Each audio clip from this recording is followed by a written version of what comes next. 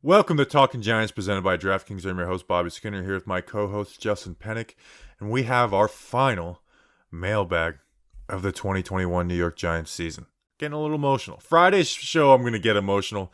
This one, it's like, we do a very good job. For our own sanity, we don't do a lot of mailbags in the offseason because then we'd be answering the same questions over and over type thing. We try and hit a different topic on every podcast. And I think that makes the mailbags that we do in the offseason better. So, Justin, how are you feeling about this last mailbag pod of the year? Yeah, mailbag pod kind of dropped right in the middle of the week. I'm going to be honest, it was the episodes and the weekly, series, if you want to call it, the series that I enjoyed the most. I think we honestly had our best conversations about the Giants. You have a few days to debrief after most likely the loss that just occurred. Where you're not giving instant reaction, where you're just like, F this, or we're over-celebrating. So, I really enjoyed these mailbag shows, and I appreciate everybody that listens every single week. So, Bobby Skinner, we got some things to talk about, but I'm ready to rock and roll. How are you? I'm doing all right. Realizing that we've got one game left, a few more days left. And that one game left, Justin, we got some news before we get into the mailbag. Mike Glennon hurt his wrist. He's having surgery on it, ending the season. Jake Fromm will be the starter. Which I just don't care at this point, about that. But what I do care is about Mike Glennon takes and backup QB takes. And we have a backup QB question. And I do think the Giants should take the backup QB spot a little more serious than they had this year, But I did a comparison. I was like, let me look at Colt McCoy versus Mike Glennon. Because I think if we brought back Colt McCoy, we'd be having a very similar conversation. Now, I do think Colt McCoy would be better right now than Mike Glennon because I think he's less turnover prone and he'll get the ball out quicker.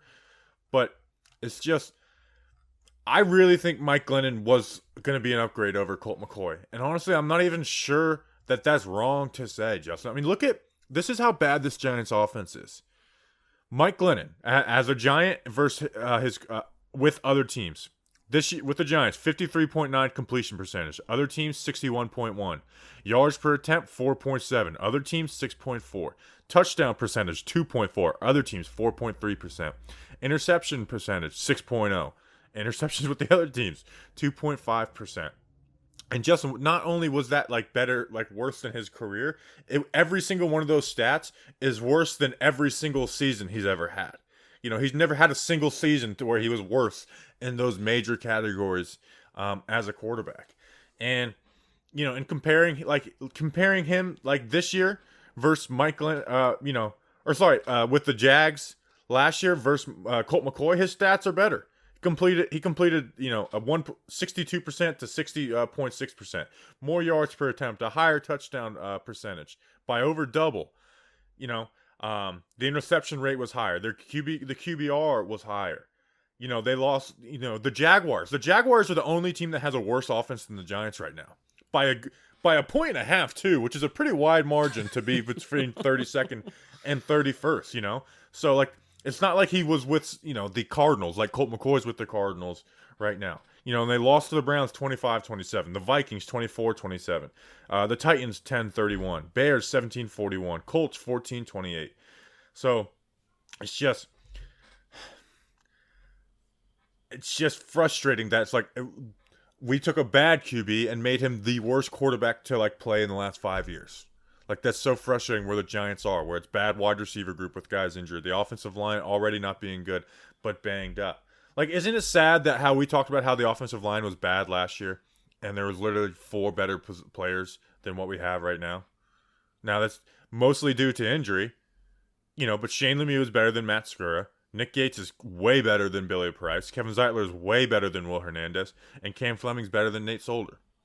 And Andrew Thomas was playing good at this time last year. You look at Colt McCoy's games, those were 2 of Andrew Thomas's and the offensive line as a whole's best games. The Seahawks and the Browns. The only game that I think was better than the Seahawks game for the offensive line as a whole was the Bengals game.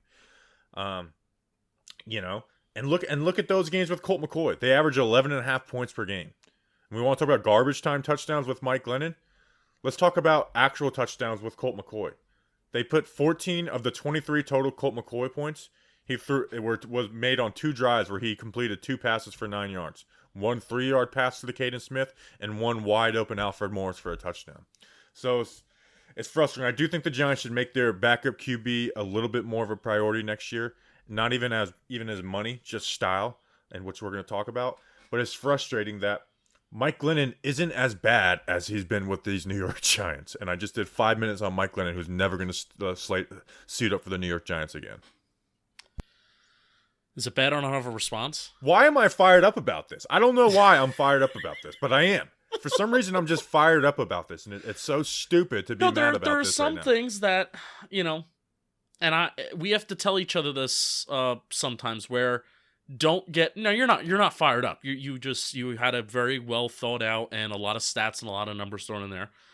Very, very well thought out explanation as to why, Mike Glennon is bad, number one, but also number two. People overrating Colt McCoy. Not saying Mike Glennon isn't as bad as people think, because he is bad, but just overrating Colt McCoy. But to be honest, I don't have a big response to it, Bobby. And you're muted. You're muted. Damn it. Yep, it's a reaction to the Colt McCoy takes, because his Browns game was twice as good, even though they only scored 6 points in that game. It was twice as good as the Seahawks game. And I put out a poll saying, at the time, did you think Mike Glennon was an upgrade over Colt McCoy? People were not honest about that. 77. Now, don't get me wrong. There is a handful of people. There was some people who were like, no, I sincerely did, But I actually went and responded to some guy was like, anyone who said yes is on drugs. And I just searched their name in Glennon, and at first it's like, wow, we got a quality backup. And look at that. I was like, well, you're lying. And I did a couple. Well, I wasn't going to, screenshot them because who cares? Yeah, I'm going to save my backup QB takes. It's literally our second question. I'm going to save the backup QB takes for that question. Okay. And then Isaiah Wilson was cut from the practice squad. Honestly, I don't have many takes. It was always kind of a shot in the dark. It was a not even low risk, no risk, a somewhat mid reward with him. It didn't work out. They're not going to sign him to a futures deal. And I think part of this even is, would they bring maybe a similar but a little bit better player into camp like Isaiah Wilson next year? But if Isaiah Wilson goes out and gets arrested, they don't want to deal with that. They're not going to be able to watch over him for the offseason. They've been able to watch over him for the most part. These past 2-3 months. They can't do that. They haven't seen growth. He is out partying still. So they waived him. So I just don't really have any opinions on it, to be honest. Yeah, we tried to, whenever it kind of came up, didn't come up often, even though we were asked about it often. But, if you're an in-tune, keen listener, we told you that there was a lot of things that he needed to work on besides his weight. There was a lot of things that he needed to work on in his life, something that we heard. And clearly, if you're getting cut by this Giants team with this 2021 Giants offensive line, and if you're getting cut before the season ends, I think that says more about Isaiah Wilson than it does the Giants. Yeah, so it's good luck. Yeah. See ya. You're never going to get another NFL shot, so hope you fix your life, whatever you're doing, my man.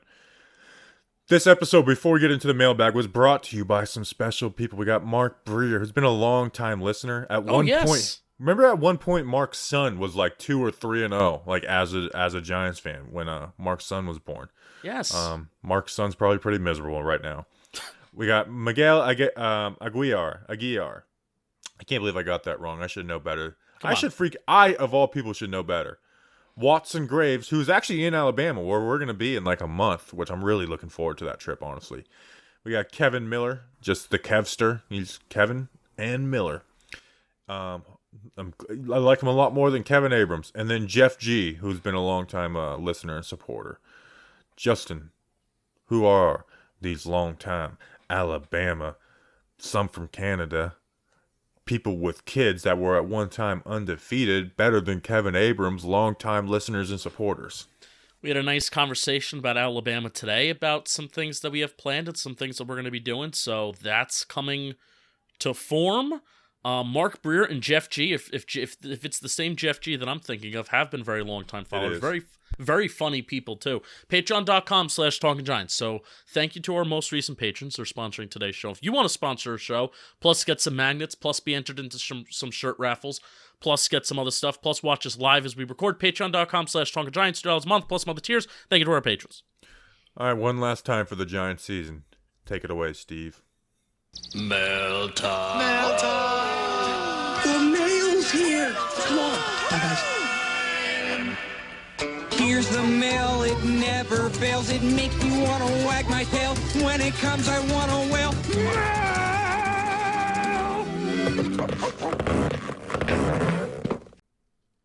Thanks, Steve from Blues Clues. Justin, let's get into the mail.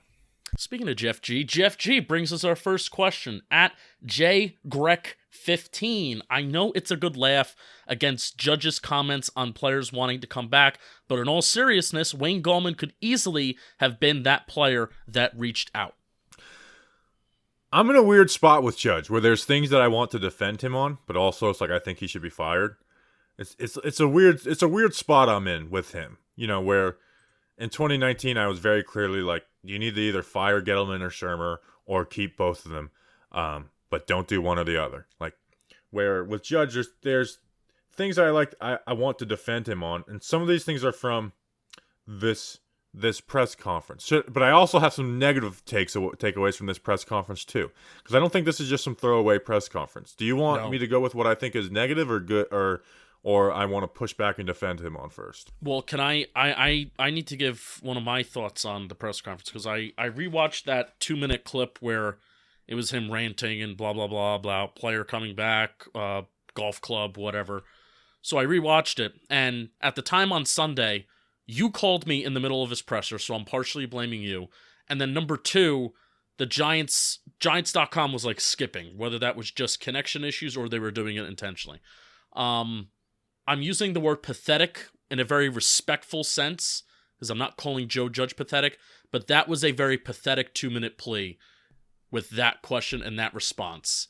I was like, I watched it a second time, and I was like, ooh, I feel very uncomfortable. And I usually don't care about what coaches say, but I did feel uncomfortable by the aggression that he took with that 2-minute plea. I didn't think it was as fired up as other people. It kind of just seemed like it was Joe Judge talking the way he would talk to anybody. It was still, I still felt weird about it. I'm like, ooh, like he's usually aggressive and firm, but that wasn't him. That was different. But again, I don't really care about it though. I don't care. But I rewatched it and it, felt bad. Didn't feel good. So, since you're saying negative things, I'll go with the two negative things I have from it. There you go. The shot at the former coaching staff with Pat Shurmur not only was like, man, there's no need to do that. You know, even if that stuff was true, it wasn't. They're saying that the other team, the last regime, like everyone quit. They didn't care. The golf clubs in front of the locker room, which is a true story. People calling like that was a Golden Tate thing. Oh, okay. So Dan Orlovsky saying that's not true. Like, it is true. Like, and you could have looked at any of the beat reporters. They even confirmed that. But at the same time, Pat Shurmur's team didn't really quit on him. Unless you want to say Janoris Jenkins did. I mean, that team went 2-1. That team scored 36 and 41 points in 2 of their last 3 games. Something that you've never been able to do as a head coach. You've never been able to hit the 30-point mark. And he hit 6 more and 11 more in 2 of those last 3 games that you claim quit. So don't give me the crap that, those last team quit. Because this team, not. I don't think this New York Giants team has quit on him. They just suck. But, like, don't give me, like, if any team that looks like they quit, it looks like your team quit. Because you just ran the ball, and are like, you know what, let's just get out of this game without having, 10 turnovers compared to the 6 or whatever it was. So that's what kind of irked me a little bit. It's like, don't throw shade at that coaching staff that actually and was competitive in the Week 17 game with the Eagles. It was tied up in the second half at one point. It was a very competitive game. Yeah, like the final score of 34-17 doesn't tell the story of that game. It was close. And the other thing is, I watched the Dan Orlovsky and Ryan Clark thing. And Ryan Clark calling him a liar is totally out of line because he didn't say anything that was a lie. Maybe he exaggerated some stuff, but he didn't say anything that was a lie. But Ryan Clark's best point was this.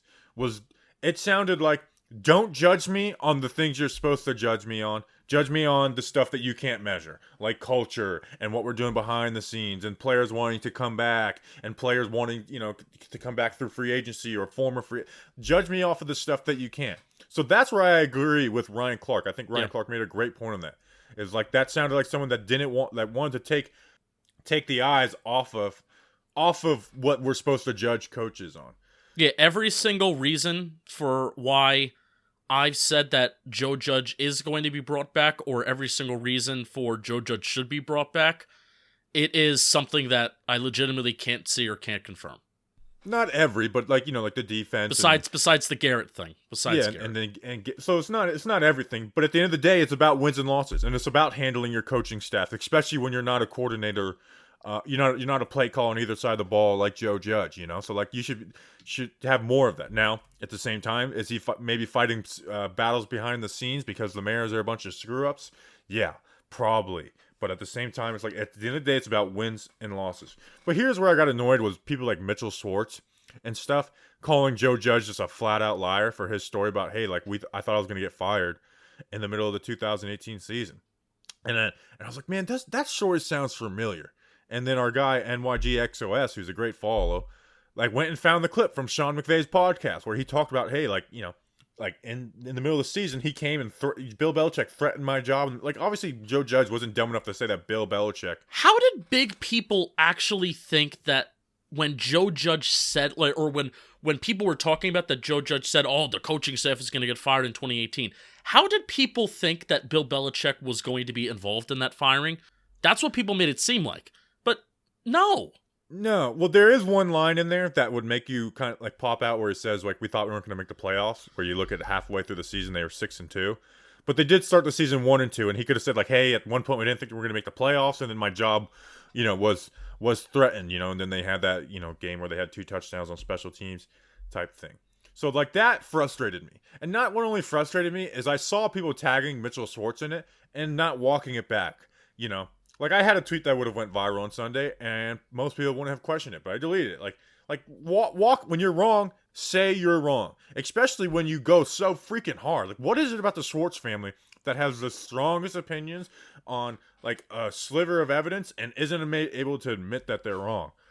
So that bothered me. The idea that, like, oh, he's just making up that guys are calling him. Now, I do think he exaggerated, like, call me twice a week begging to come back. Like, I bet you there's free agents or former free agents who, like we said on Sunday when this hadn't blown up quite yet, saying like, yeah, can we see Dalvin, calling up Joe Judge and talking to him and being like, man, missed it there. We like that can make sense. And like Jeff G, it could have been Wayne Gallman, although I don't think it was Wayne Gallman, to be honest. It definitely wasn't Kevin Zeitler. We know that for a fact, or he could have been Colt McCoy. Like they had a closer relationship with McCoy, and McCoy. I can see Joe Judge and Colt McCoy having something to talk about over the last 5 weeks. Hint the freaking quarterback situation,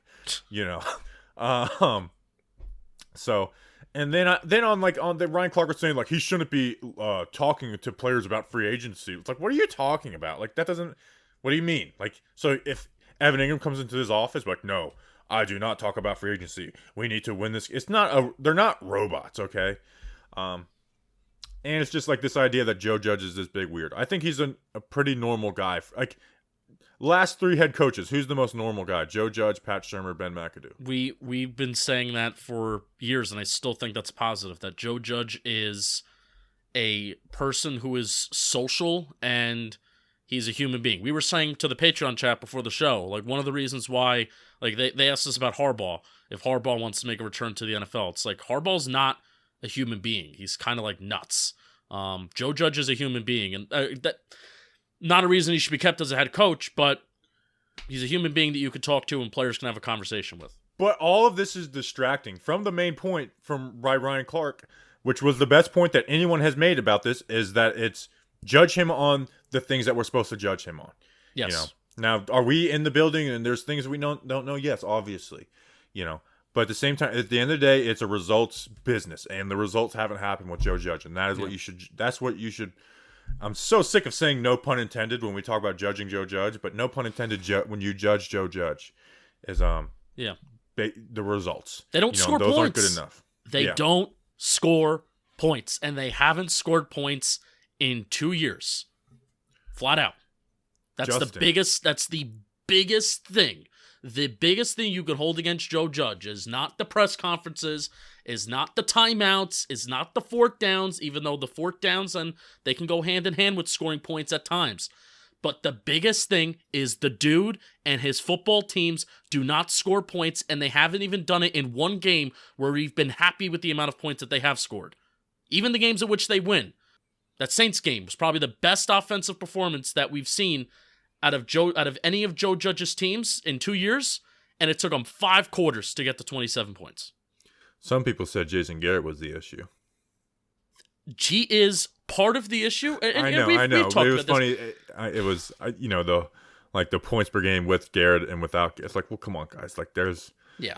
Dude, we don't make me explain this to you guys. Like, great. So we were 26th, 27th in points per drive with Jason Garrett. Now we're 30th. Okay. Yeah, he was a real Picasso. Yeah. Well, it's the fact. I mean, we don't have the quarterback. Yes. You know. That's still. I will say. Final thing. There still is no excuse to just be this non-competitive in football games. I agree. We talked about it at the beginning with the Mike Glennon stuff. Like, it shouldn't be this bad. Yeah. You know? That's why, like, we went into the Miami game thinking, like, hey, they could score 17 to 20 points. Like, yes. And people hear that and you're like, what? But that's not, shouldn't be a crazy concept of 17 to 20 points. And again, let's look at Mike Glennon's games last year. 25 points, 24 points, 10 points, 17 points, 14 points. Those are against some damn good teams, too. The Browns, the Vikings, the Titans. The Bears had a playoff defense, and the Colts. I mean, that's 4 playoff teams right there in the Vikings. Yeah. This is why I bitched and moaned last year. This is why we both bitched and moaned last year. All last year. The Giants' offense, this is not normal. It's not how an offense is supposed to go. And now I'm glad everybody's finally on board. You know, when we were maybe 25th, 26th, 27th in scoring, it's like, I could see it getting better. But when we're 30th and 31st, that's how we know we need to turn it around.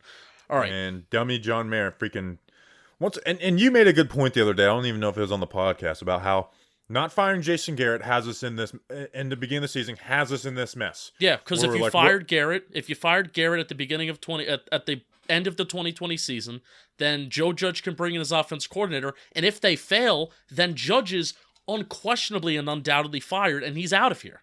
Yeah, and now Joe Judge gets to go to John Mayer and be like, man, like, you let me do this my way. You said you're going to let me build this right, and let me get my offensive coordinator in here. And John Mayer, in a sense, listens to him and thinks, well, he deserves another shot. Yeah. Which I'm starting to get annoyed by the word deserve, because really nobody on this team deserves anything besides a handful of people. You can say, like, I want to give them another shot, and I can see them turning whatever around. But really, besides a handful of people, no one on this team deserves it. Patrick Graham deserves respect. Andrew Thomas deserves. Joe Judge doesn't deserve anything. You could make the argument for him to give him a third year, but he doesn't deserve it. Yeah. All right, next question. Yanks and Giants at Yanks Giants 19. Who do you want to sign as a backup QB this offseason? So I have a few names, but I'm going to give you more so a type. They got to be able to move. You know? Like, just be able to make some plays with your legs, because that's been apparent with Fromm and Glennon. It's like, you probably add 50 to 60 yards a game with just by having those legs. If you have given the same arm, the same decision-making type thing, when you have a bad offensive line like this. So I have 3 names. Tyrod Taylor, Marcus Mariota, and Trubisky are the 3 names. Which, interesting enough, Taylor's making the most money out of all of them. He has a $5 million cap hit, but I can see him being the cheapest out of all those guys next season. Mariota had a $3.5 million cap hit, which is doable. Trubisky had a $2.5 million. If you got those guys on the same, well, you can answer it yourself, but if you got those guys on the same exact deals, which one are you picking? I'm picking Trubisky on the $2.5 million. On the same, all of them earning the same amount of money? Yeah. I'm picking Tyrod Taylor. For $5 million cap hit. Oh, I thought you meant that they're all making the same amount of money. No, considering how much money they're making right now, this is a backup quarterback. And I'm not going to change my stance. Even though I could be wrong, I'm still not going to change my stance from what you're changing it a little bit. I'm not going to change my Slightly, where you just want a guy that's more mobile. Doesn't even mean like has to throw the ball extremely well or anything. But I'm not going to change my stance from I really don't care about the backup quarterback. I really don't. I care more than I did, but I'm not going to pay anyone $5 million with the way the Giants are currently set up with cap and player. I'm not giving anyone $5 million. No, here are your options. $3 million, really. I can get behind it, but anything more than that, I'd be like, you're investing too much in the backup QB spot because we were probably screwed. We're probably screwed with the starter, let alone the backup QB. But Taylor's definitely my favorite of those three. Yeah, absolutely. I mean, here are your options: Jameis Winston, Ryan Fitzpatrick, Andy Dalton, Tyrod Taylor, Marcus Mariota, and Cam Newton and Mitchell Trubisky. Taylor's my favorite out of all those guys. Who? Taylor. Yeah, Maybe I agree. Jameis, but Jameis would cost too much, I think. So yeah. Taylor's probably my guy out of that group. Yeah, again, I'm not going to switch my take of I care about QB1. I care about getting QB1 right. And if the Giants can prove that they're a team that can win some football games, then I'll get more invested in QB2 as that security blanket. But I care too much about QB1 and getting that right, and also getting the rest of the roster right. Too much to. I know it's been bad. Agreed. I'm not going to change my stance there. I don't care. I said it the second that Jones went down, and if Jones was out for the season, I didn't care about the season, and that still stands today.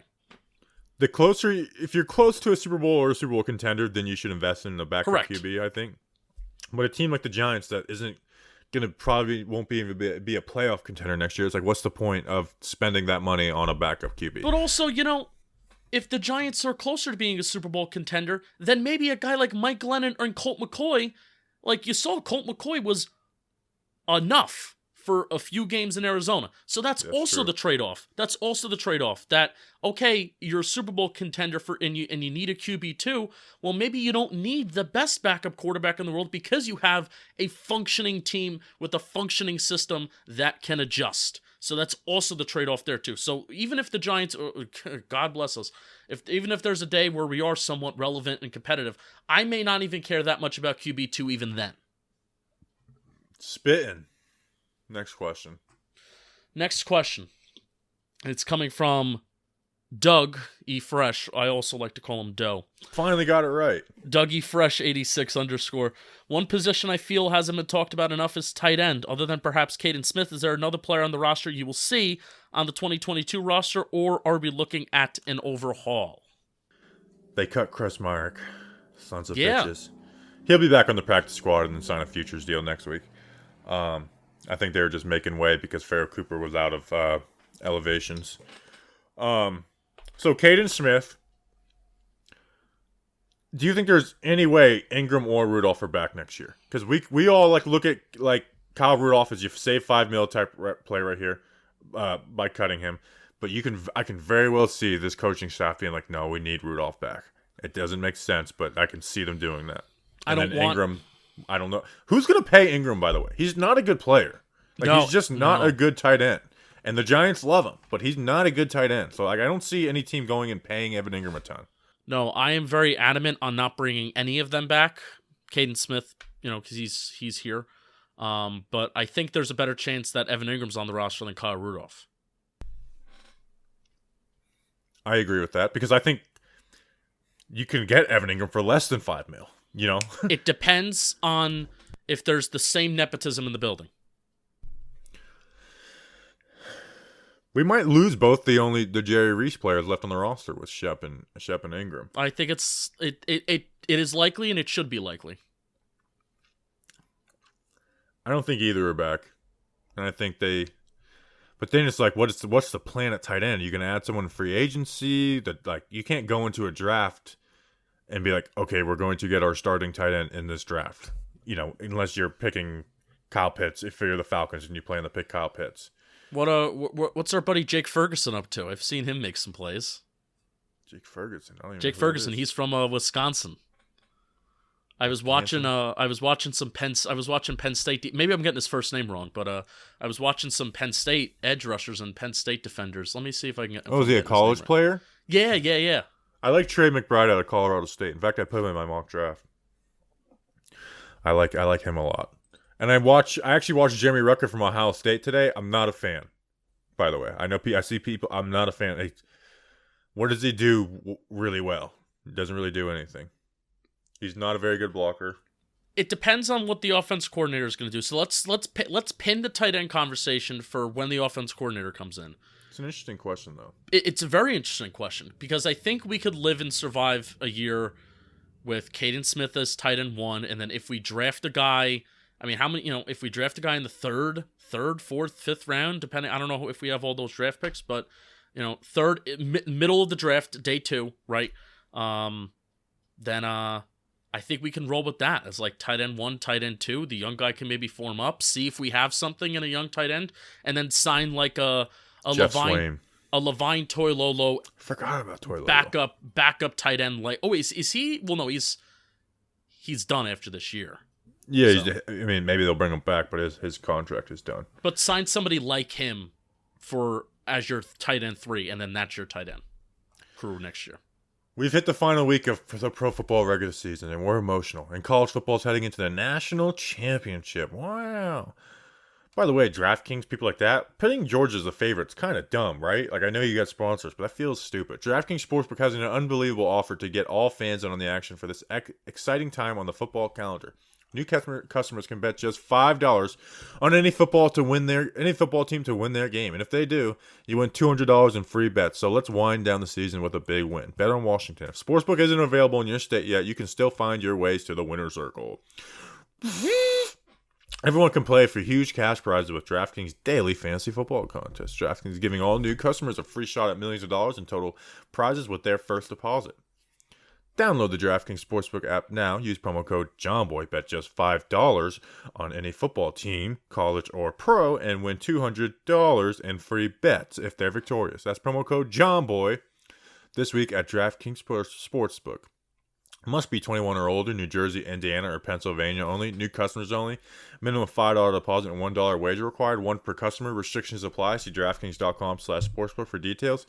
Gambling problem? Call 1-800-GAMBLER. Speaking of promo code JOHNBOY, did you see the video they posted where they were talking about like the British soldier, like the fake, like trampling over that kid?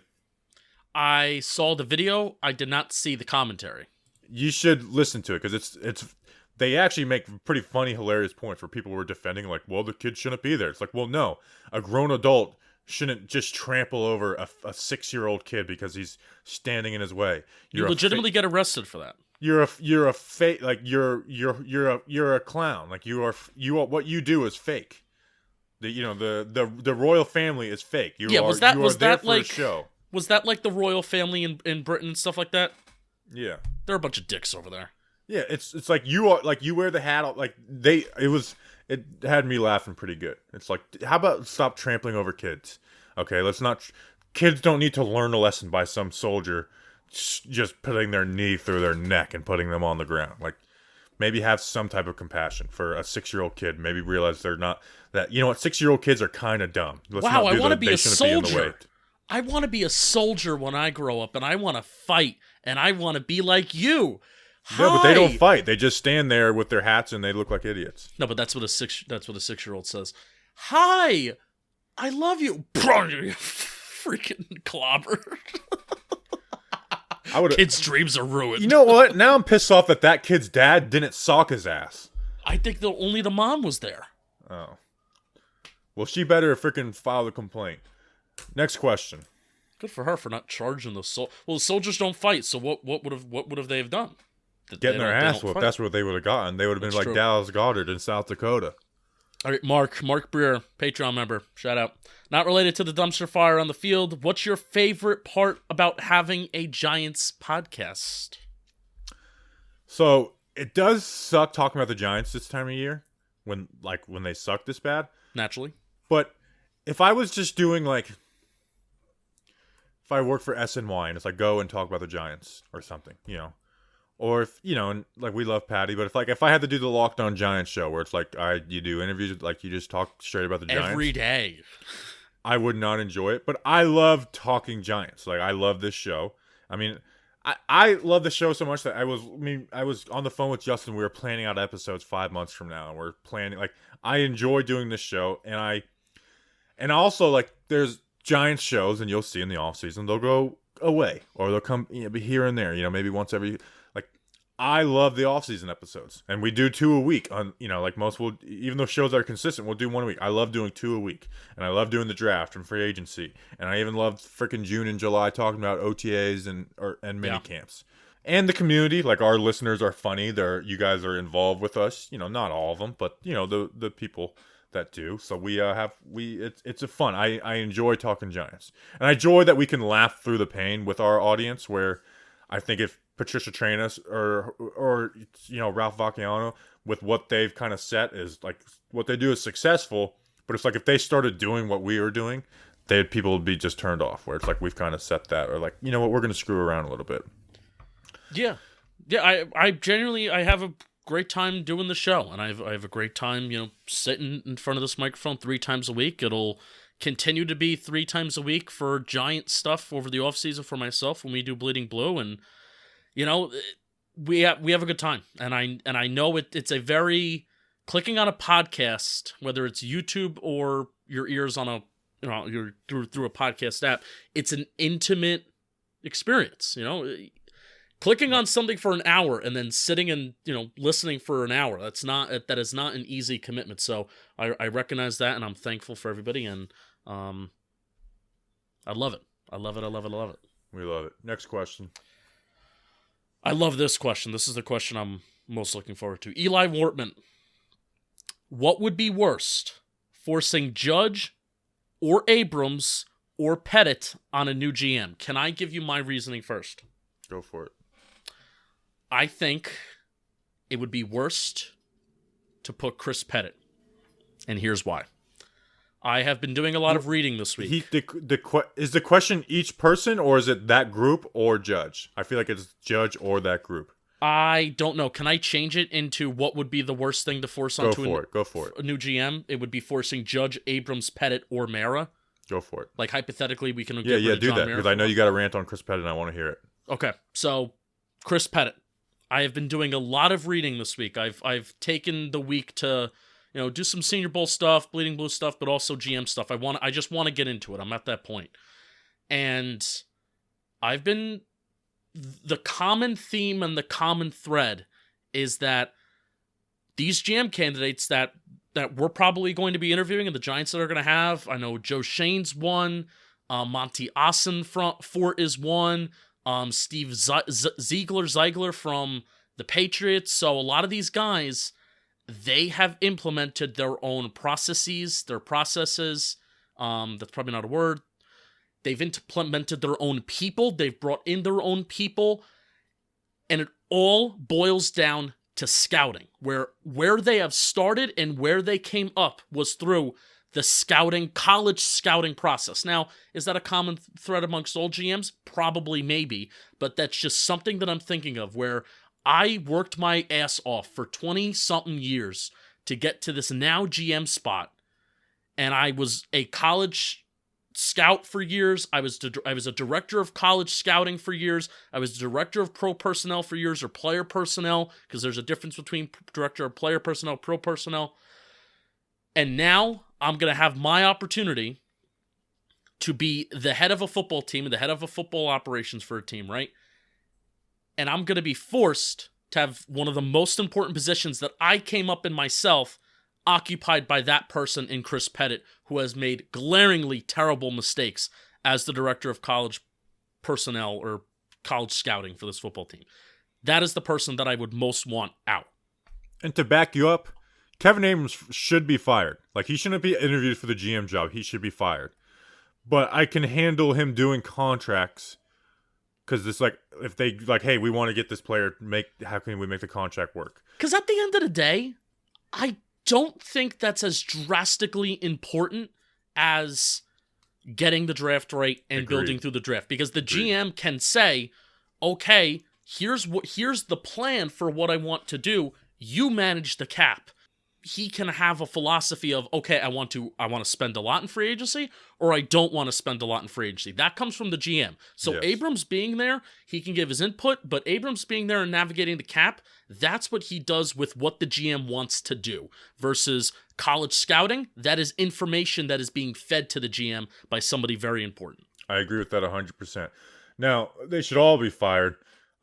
I'm going to answer the question as the group. It's the of Judge versus that group. It's the group. I didn't think I could have more disgust for, someone within Giants land more so than Jason Garrett.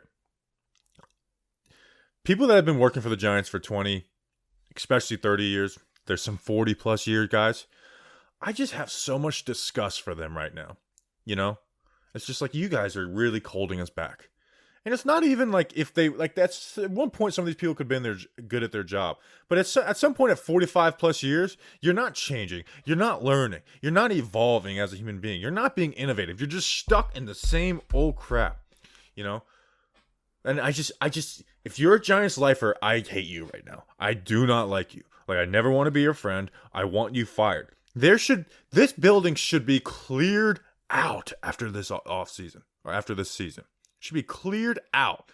And what they're going to do is they're going to fire Dave Gettleman, and they're not even going to do it as a firing. They're going to retire him, and Kevin Abrams is going to stay in the same spot. Chris Pettit probably will. And even if and maybe Chris Pettit gets fired in a year, but he won't be fired this year. And all these little scouts will be left, and it's just a never-ending mess. And that's why I feel hopeless, because has Joe Judge fought some battles behind the scenes? Yeah. But he hasn't been able to clear the house. They got to fire 2 scouts in 2020. Brought in someone to help with training. But even though Ronnie Barnes is the head of head trainer still, been with the team for 46 years. They got the opportunity to fire those 2 scouts, and you saw how much of a doofus and a goofball he was the second he created a Twitter account. He decided to start tweeting. Yeah, and I guarantee you, there's more guys like that. Doofuses and so goofballs. the GM's going to want to come in here, and he's going to want to bring in his own guy. I guarantee you, if Chris Pettit came and interviewed, he wouldn't hire Chris Pettit. He's going to want to bring in his own guy. Yes. But there's going to be influence to, like, hey, Chris Pettit, he's been done this. He's going to do this. And I guarantee you he'll stay. And maybe after 1 year it won't work. And it's just a never-ending cycle that we got to – it's just little by little by little. So maybe 15 years from now, we'll have the building cleared out of assholes. I'm so just disgusted by the Giants organization right now. And I shouldn't be this much so, but it's just, like someone tweeted out, like, I bet you a lot of things are going to, weird things are going to come out about Joe Judge after he's gone. And I re-quote tweeted it, and I was just so pissed off. I was like, yeah, 100%, because all these fuckhead lifers are going to stay in the building, and we know they're a bunch of gossiping losers. Just a bunch of gossipers. Then that's another thing. It's like they leak everything. And then the scouts are in that story are like, they didn't tell us the draft picks until right before. It's like, yeah, you want to know why? Because you guys don't shut the hell up. You've all been in there for 40 years, and you're just a big family that gossips. It's like, it's like my aunt telling this to my uncle, and I hear this. It's so frustrating. That's why I want Jim Harbaugh, because I think he might actually kill people. Oh. And I think Jim Harbaugh's a good coach, but I need to look more into it. Anything else on that? Tom Quinn. Fire him. Fire everyone. Seriously. And I'm not that, and you guys know me, by the way, too, our listeners. I'm not the fire everyone, type No, guy. you're not. You've gotten criticism for not being like that. But it's just like, if you've been there and again, obviously, is there some exceptions? Yes, but for the most part, if you've been here that long, it's time to clear you out. Even if you're working PR. Confused, flabbergasted, upset Giants fan. That's me. Can we all wear clown costumes this Sunday? I think that would send a message. Here's what I think, is that get your own idea, Giants fans. You're copying the Jaguars. I got so many tweets about that today. Get your own idea. And one, as a person who's on the internet, I'm never going to put a clown costume on. Not falling for that bait. Get your own idea. The Jaguars fans rallied, and they came up with their own idea. Get your own idea. That's what I'll say. No, the Jaguars did it. We'll do it. Be creative, Giants fans.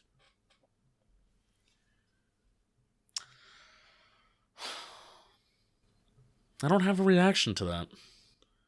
Like, why is it on the fans to do something or to not show up? Like, it shouldn't be on me because I decide to go to a game to do something to get John Mayer's attention. What that's not my responsibility. Especially with 3 days left in the season. Like, decisions are made right now. Me booing the Giants. Booing is fun. Don't get me wrong. No. I'm not much of a booer, but me booing the Giants. If John Mara hears it, he'll really understand. If that's the thing that's going to click in John Mara's brain that changes need to happen, then And it's I've not got even worth my time. 100change.org links for you. That's what I got for you. Not even worth my time if that's going to be the thing. The Giants aren't even worth my time if that's going to be the thing that's going to change John Mara's mind. Jaguars fans are pretty hilarious, though. Like, I went through one of their tweets, and every single thing is the clown thing. Every single one. Like, not a one didn't either have a profile picture of the clown or a reply that had the clown in it. Didn't they have like a 2-hour show about something today? Did they? And did they have a live chat? If they had a live chat, that's the funniest thing ever. I think you shared it in a group chat that we're in. You shared the video. Well, I just shared it because it was the most recent tweet, and look at all the replies. Okay, but they had like a 2-hour show about what I don't know, but the official team had like a live stream, and I'm like, what are you doing? They have the worst record in the NFL again, right? What was that? They have the worst record in the NFL again, right? Yeah, they're gonna have. Wonder who they're gonna draft. Lions. Oh, the Lions. The Lions probably still are ahead of them. I don't know. Anyways, who cares? They have the second pick, I think. All right. Actually, read the ad. Yeah, let's read the ad. Cheers. You've been seeing I've been drinking this big water jug. Cheers to 2022 and resolutions you can actually keep. How about having clean and shiny balls all year round?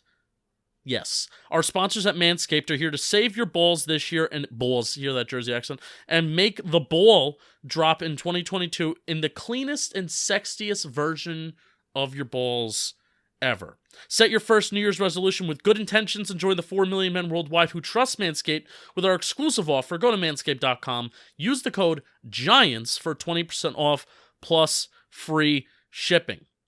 I want to say and talk about the Ultra Premium Body Wash from Manscaped. It solves all three for the perfect addition of your grooming routine. And it's great in the shower too. I shower every day, and I hope you do too. And I also shower with the Manscaped Ultra Premium Body Wash. Kick discomfort and poor hygiene to the curb this year and use the best tools for the job. This even includes the Lawnmower 4.0, the Performance Package 4.0, has a bunch of stuff in that as well. So whether your resolution is to work out, I'm going on a little bit of partially why I'm drinking this big water jug is because I'm on like a little diet. So I am admitting to the world that I am on a diet right now. So whether your resolution is to work out or travel more to new places or to lose weight like myself, be sure to travel to manscaped.com for our exclusive offer for 20% off plus free shipping with the code GIANTS. Cheers to new balls in 2022. Get 20% off and free shipping with code GIANTS at manscaped.com. That's 20% off with free shipping at manscaped.com. Use code GIANTS. It's new year, no pubes in 2022 with Manscaped. So I'm reading Twitter while you're reading the ad, and someone replied to like the request of like tagging us, being like, dude, let's do the clown thing. And this Jaguars fan is just going at it with snacks. And he's like, I guess God was a copycat. Like, he was basically just like find your own thing, you scumbag. So I'm on the Jaguars fan side with that. Good. By the way, I was also reading Twitter. Have we noticed that Joe Judge has doubled down on his just flat out hate for golf? Joe Judge? Oh, yeah. Yes. Because remember, he's like, I'm not a golf. He says he's not a golfer. He hates golf. Yeah. And then he says, no, like, he really hates golfing. I think we need to bring him back for 3 years and extend his contract because of his hate for golf. Down. And then one guy who's always, anytime I make fun of golf, he's in my replies. He's like, well, he clearly makes things up. So, like you said, he should be, so maybe he's making it up about not liking golf. And I was like, if he truly likes golf like you say, then they need to fire that POS right now. All right, next question. Golf sucks. Texas Giant at Texas G-Men. Rank your top 5 Giant beat reporters. 5 is a lot. I have a question. Am I being too mean to Giant Insider lately? No. You don't think so? You don't No. think my like Colt McCoy like thing was too mean? And it wasn't No. even me old takes exposing them. It was me being like when they were like, oh, I can't believe that they would ever think Glennon was a upgrade to McCoy. It's like, well, you guys did. And No, because they're mean, they're arrogant, and they're tone deaf themselves. So. True. The issue is that people know I'm blocked by them, so people send me screenshots of like Giant Insider all the time. Good. And so I see them, and most of them I just like laugh off. But it's like if you send them to me in the middle of the game, which I know I just freaking open the doors, the floodgates for. But it's like I'm fired up during the games. I'm feeling antsy, and so I feel like I don't know. People I just don't felt like send anything to me. Huh? People don't send anything to me. I would like people to start sending me funny Giant Insider screenshots. I don't know. I just felt like maybe I'm going a little too hard at them. No. All right, I thought you were going to be the voice of reason, so I guess No, I'll go hard. I'm usually the voice of reason, not for Giant Insider. Someone responded like, "What's like you're obsessed with Giant Insider?" I'm like, "Yeah, that's kind of fair. Like I do, it's fair. I do kind of poke at them a little too much, but I poke at everybody, just them more so because it's very clear. We have a very clear like statement of dislike for each other." All right, next question. Or should we rank the Giants beat reporters? I don't feel like doing that to them. You're gonna get all. Actually, you know what? Let's do it. Giant Insider number 1. No, I don't know. Zach Rosenblatt's a very close friend. I'm not letting friendships get in the way. I'm letting friendships get in the way. I still have Art Stapleton's chair. That's probably the biggest storyline heading into this Sunday. He called me evil though. He did call you evil, but he did say that I think he said it was was more from handsome. a movie. It was from a movie. But he was definitely pissed. Like he can't say that he wasn't pissed. He was pissed. He called me more handsome and cooler than you, I think. Yeah, I mean I'm fine with Art, but he can't say that he wasn't mad. I'm more fine with Art than you. I may even grab dinner with Art. Gonna ask him out. Doug in 1.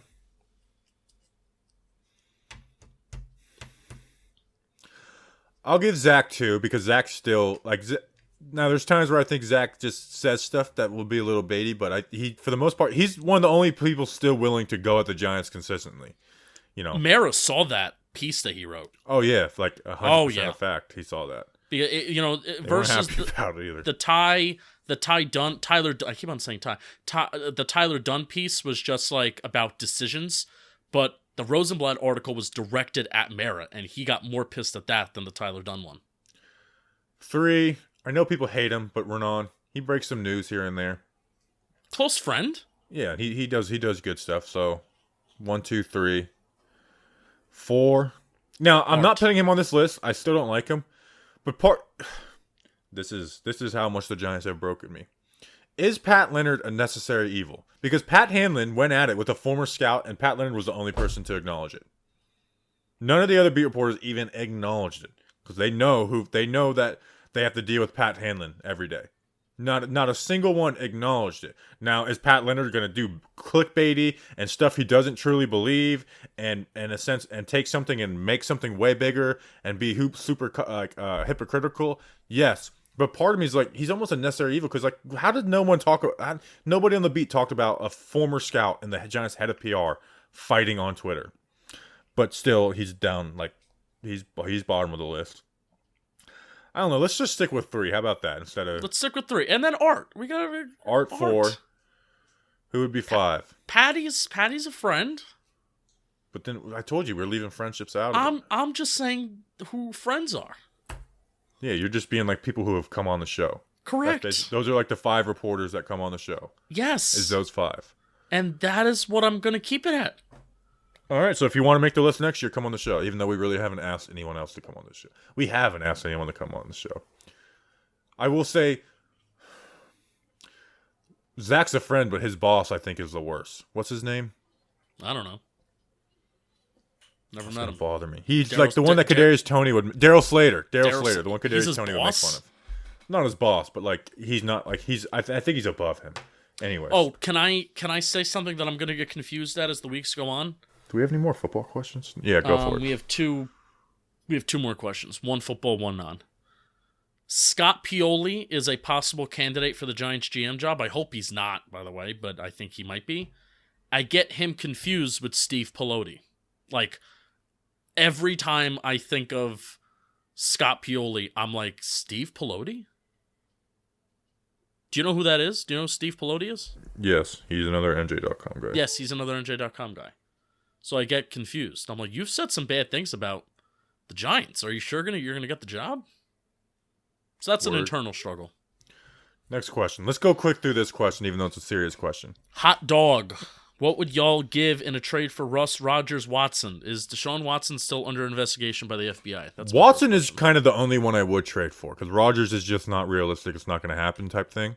So it's Russ or Deshaun Watson. Now these guys, like, and this is me being like, hey, I'm going to let his process go out, and it happens. Nothing happens, but Russell Wilson's the realistic one anyway. So Giants aren't going to trade. So Russell Wilson's really the only realistic. I'm kind of out on that idea. You know, like, if he gets traded to the Giants, am I going to be excited and say all the good things about Russell Wilson? But to me, I think the negatives outweigh the positives. I think we just have to end up drafting a QB one day and hope we get it right. Yeah, we're not the Rams. You know, we're not necessarily a quarterback away. It would still excite me. The goal is to win Super Bowls. Yeah, it's not the goal just to win 9 games, 10 games. And again, you could now. Is it could you trade for Russell Wilson and build a Super Bowl team within a couple of years? Yes, you could, but you'd have to be damn near perfect, man. Oh yeah. I mean, look at Russell Wilson with the Seahawks. They've had talent over the years. So to me, and we talk about window theory and how important that is. Windows 97, like Dave Gettleman will say. It's like, well, you just totally eliminate that. And the age is the only thing. The Russell Wilson age doesn't bother me too much. But at the same time, it's like a Deshaun Watson is much younger. So, again, if they did it tomorrow, would I be excited? Hell yes, because we'd have our franchise QB. But at the end of the day, it's about winning Super Bowls, and I think it's just you got to get the right GM and let him pick a quarterback. Yep, I agree. Got to get the quarterback right. I agree. Last I question. agree. Also, Aaron Rodgers. People talk about Aaron Rodgers. Aaron Rodgers was like a flat-out dick this offseason and demanded things, and there was doubt whether he was even going to come back to the Packers. So, you know, he gets traded to a new team, probably one that he almost hand picks and hand selects. He's going to come in here and dictate what the Giants do, not necessarily what we need.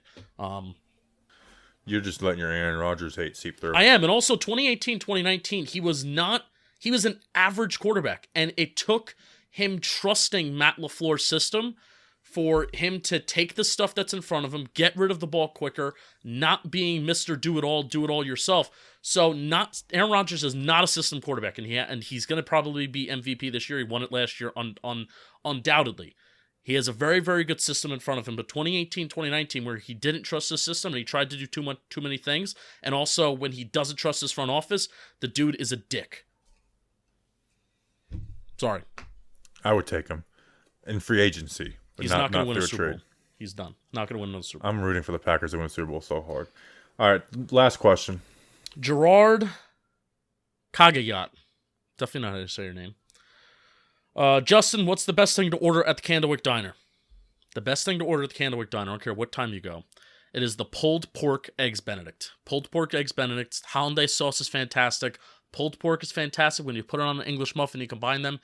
It's wonderful. So, again, this Sunday, Snacks and I, after the Giants game, I don't know if it's going to be right after the Giants game. We'll keep you updated. We'll keep you posted. But after the Giants game, we're going to be going to the Candlewick Diner. So if you want to join us and you want to celebrate, regardless of whether or not you go to the Giants game, join us, and we're going to have a great time and celebrate a great season. Great season. So we'll be back on Friday for, by the way, the fantasy draft is freaking heating up. Danny took the lead. He's up by 4 points. You're 26 points back, so you know it's not impossible for you to win it. It is heating up. And even the spread picks, there's a lot on the line. The listeners are 66 and 66, bunch of Satanists. Let's see if they can break 500 above or below. You don't want to finish at 500, but you sure as hell don't want to finish below. So we appreciate you guys. We'll see you on Friday. Please join the Friday episode. We're going to talk about Joe Judge's future and stuff. So we'll see you then. Until then, let's go Big Blue.